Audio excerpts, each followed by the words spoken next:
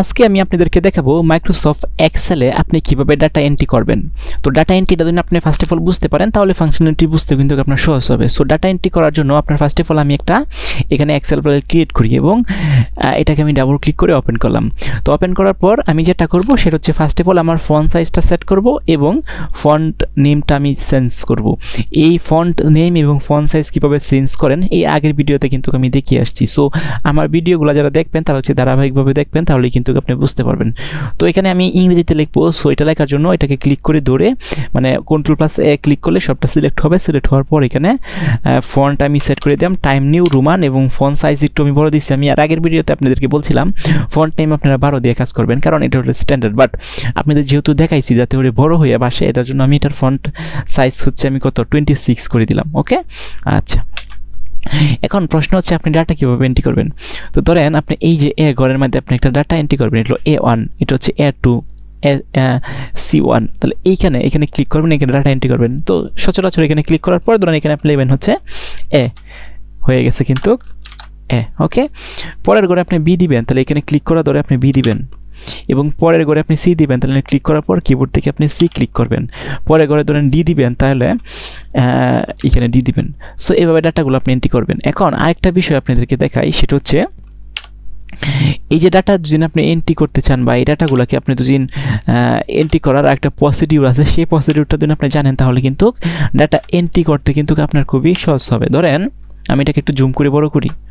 ওকে, ধরেন এখানে আপনি এ দিলেন, এখন আবার মাউসের মধ্যে দৌড়িয়ে এই করে ক্লিক করবেন, এখানে আবার ধরেন বি লিখবেন, বি লেখার পরে আবার মাউসের মধ্যে দৌড়িয়ে এখানে ক্লিক করার পর আবার সি লিখবেন।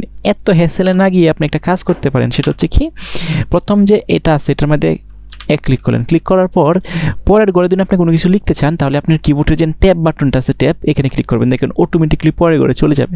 তাহলে আমি এখানে লিখলাম সি এবং মানে বি লেখার পর আবার যদি আপনার কিবোর্ড যে ট্যাব বাটনটা আছে বা ট্যাব বাটনে ক্লিক করবেন, দেখেন পরবর্তীতে করে চলে যাবে। আমি দিলাম হচ্ছে সি। এখন এই কাজটা কিন্তু খুবই ইফিশিয়েন্টলি হচ্ছে এবং দ্রুত হচ্ছে।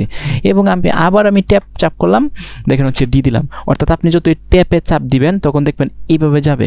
আর যদি আপনি নিচে কোনো কিছু লিখতে চান তাহলে ইন্টারে ক্লিক করবেন, দেখেন ইন্টারে ক্লিক করলে কিন্তু নিচে চলে আসবে। যেমন ধরেন লিখলাম হচ্ছে জি, আবার ইন্টার দিলাম এইচ, আবার ইন্টার দিলাম, মানে আপনি কিছুটা লিখলেন ধরেন হচ্ছে কে। তাহলে আপনি যদি ইন্টারে ক্লিক করেন তাহলে দেখবেন নিচে নিচে সেগুলো যাবে, আর যদি আপনি ট্যাবে ক্লিক করেন তাহলে এভাবে যাবে। সো এভাবে যদি আপনি ডাটাগুলো এন্ট্রি করেন তাহলে দেখবেন আপনি যে সময় ডাটা এন্ট্রি করবেন তখন কিন্তু আপনি খুব ইফিশিয়েন্টলি খুব কম সময়ে অনেক ডাটা কিন্তু আপনি এন্ট্রি করে ফেলতে পারবেন। এখন আরেকটা বিষয় আপনাকে দেখাই, সেটা হচ্ছে ধরেন এই ঘরে আমি একটা কিছু লিখি, ধরেন আমি এটা হচ্ছে মুছে দিই। হ্যাঁ, এটা আমি মুছে দিলাম। ওকে, প্রত্যেকটা হচ্ছে আমি কি ডিলিট করে দিই একটা একটা করে। ডিলিট করবেন কেমন, ঘরটার মধ্যে এইভাবে ক্লিক করে ধরে ব্রেক পেজে ক্লিক করবেন, তাহলে দেখবেন ডিলিট হবে। এখন ডিলিট করার কিন্তু আরও অনেক পজিটিভ আছে, সেগুলো আমি আস্তে আস্তে আপনাদেরকে দেখাবো। সো আপনারা বিগিনার তো এইভাবে করবেন। ওকে, তাহলে ধরেন এখানে আমি লিখলাম বাংলাদেশ।